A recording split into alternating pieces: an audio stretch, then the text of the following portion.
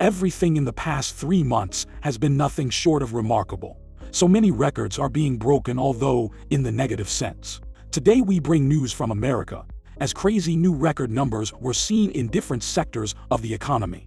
The American household debt tops $1 trillion for the first time. Credit card debt skyrocket. Gas prices still on a rise, and living conditions are nothing to talk about. Join us as we uncover the crazy numbers in the American economy. Don't forget to like and subscribe and leave your comments. In a sign of the continuing toll from decades-high inflation, Americans loaded an extra $46 billion on their credit cards during the second quarter, and their balances saw the sharpest increase in more than 20 years, according to the Federal Reserve Bank of New York. Credit card debts grew 5.5% from the first to second quarter and 13% year over year. The annualized increase was the sharpest cumulative increase in more than 2 decades, New York Fed researchers said. The trend was highlighted in the New York Fed's quarterly report on household debt.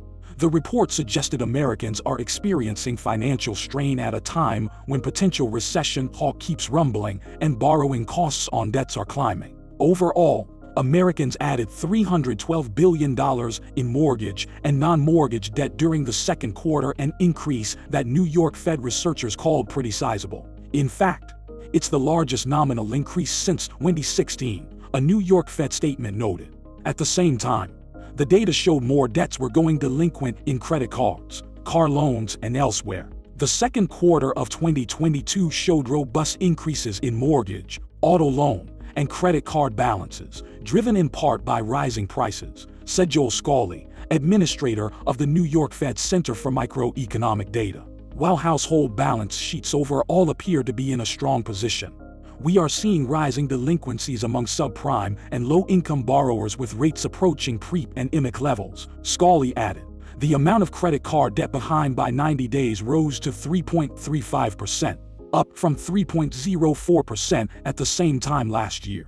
Delinquent auto loans debts increased to 1.81%, from 1.61% at the same time last year. Auto loan balances increased $33 billion during the second quarter as a scarcity of vehicles squeezed would-be car buyers into higher prices. Last month, data showed drivers were paying more than $48,000 for the first time ever in the average transaction price for a new car.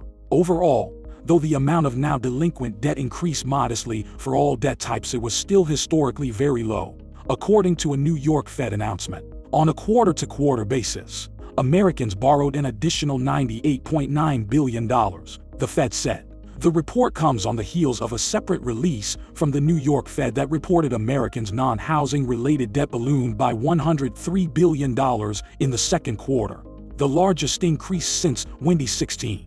The jump comes as inflation remains at a 4-decade high. Last month, the Bureau of Labor Statistics reported that inflation soared to an annualized 9.1% in June, with increases on food, gas, and a broad-based rise in nearly all categories triggered by a combination of sky-high energy costs and supply issues. High healthcare costs have long been a financial burden for millions of Americans, rising faster than inflation in recent decades. But now, surging costs for other everyday necessities are adding to the strain. Rising inflation has sent us household debt to a record high, more than $16 trillion during the second quarter. For some, the Budget Balancing Act grows more difficult by the day.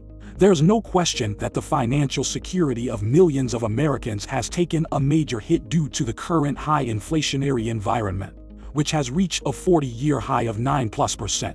In fact, per CNBC, a new report released by PYMNTS has revealed that as of June, 61% of Americans, or about 157 million adults, are living paycheck to paycheck.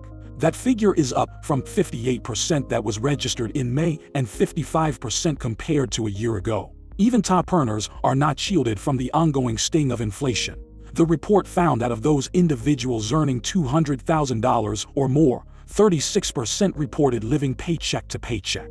A separate recent survey conducted by the consulting firm Willis Towers Watson discovered that 36% of U.S. workers with annual salaries of at least 6 figures are living paycheck to paycheck, up twofold compared to 2019. Of those who earn $50,000 to $100,000 annually, 34% are living paycheck to paycheck, while 52% are doing likewise if they have incomes of less than $50,000. Employees at higher pay levels aren't immune to living paycheck to paycheck. Mark Smresek, the financial well-being market leader for North America at Willis Towers Watson, told the business news outlet. Meanwhile, as reported by CNN, more Americans are piling up massive amounts of credit card debt as they struggle to keep up with high living costs. According to new data by the New York Federal Reserve, U.S. household debt eclipsed $16 trillion for the first time ever during the second quarter. And even as borrowing costs continue to trek northward, credit card balances were found to have increased by $46 billion last quarter alone. Over the past 12 months, credit card debt has surged by $100 billion or 13%, the largest increase seen in more than 2 decades. In an effort to tame such persistent inflationary pressures, the Federal Reserve last week raised its key short-term rate by 0.75 of a percentage point for a second straight month. The unanimously approved rate hike now puts the federal funds rate at a range of 2.25% to 2.5%, the highest level since December 2018.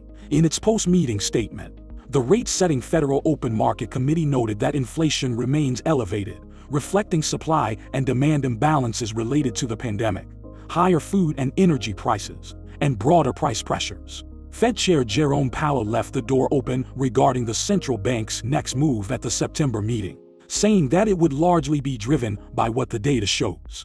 As the stance of monetary policy tightens further, it likely will become appropriate to slow the pace of increases while we assess how our cumulative policy adjustments are affecting the economy and inflation, he said. Markets are expecting the Fed to hike aggressively through this fall and perhaps start cutting rates by next summer. As to whether these numbers would increase further would be justified by whatever decisions we take moving forwards.